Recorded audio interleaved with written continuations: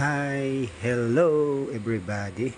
Meron tayong ipipicture dito na isang puno guys ng galing Israel. So makikita nyo yung dahon na yan. Oh, kung sino nakakilala sa puno na yan. And guys, kilala nyo ba yan? Sa lugar ng Israel lang po ito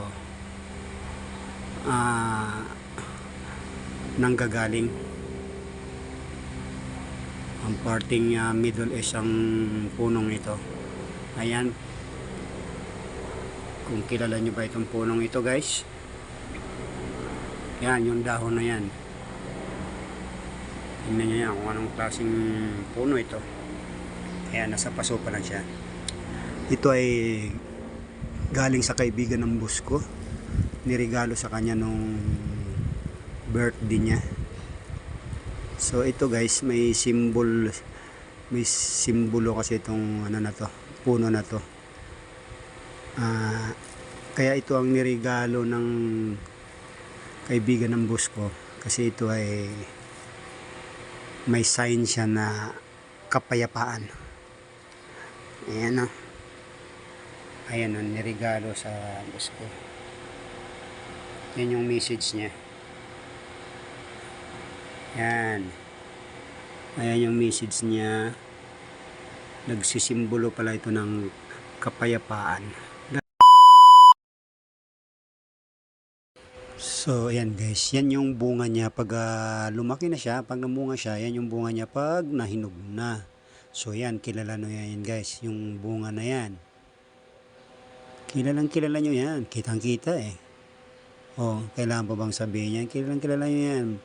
Pag namunga siya, yan, olive tree, kinukuha ang oil. Okay. Oil pa, pag ginawa na siya ng, pag pinoproseso na siya, yan, dyan kinukuha yung olive oil. Yan. Olive tree po ito. Ayan, oh, kikita nyo. Napakaganda ng dahon. So sa paso pa lang yan siya guys, kasi niregalo nga ito. So yan, nanggagaling pa ng bansang Israel ito. Ayan, pagmasdan nyo yung dahon guys. Pag may ganito ka sa bahay daw, napaka ganda ng iyong pakitungo sa kapwa, kasi ito ay symbolize ng kapayapaan. Okay. So yan guys, pinipicture lang natin. Ito ay isang puno ng olive tree. Yan. So yan ang niregalo ng kaibigan ng boss ko. So yun lang guys, pinipicture natin. Ayan, maliit pa siya,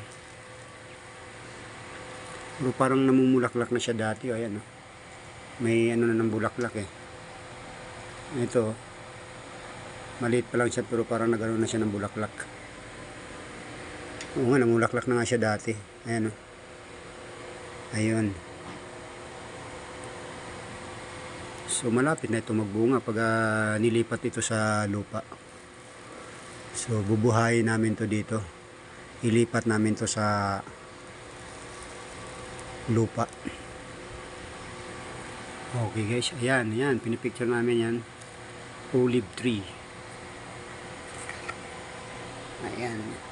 Yan yung message niya ng boss ko. Okay. So yun lang guys, pinipicture lang natin ang puno ng olive tree. Okay, bye bye, maraming salamat.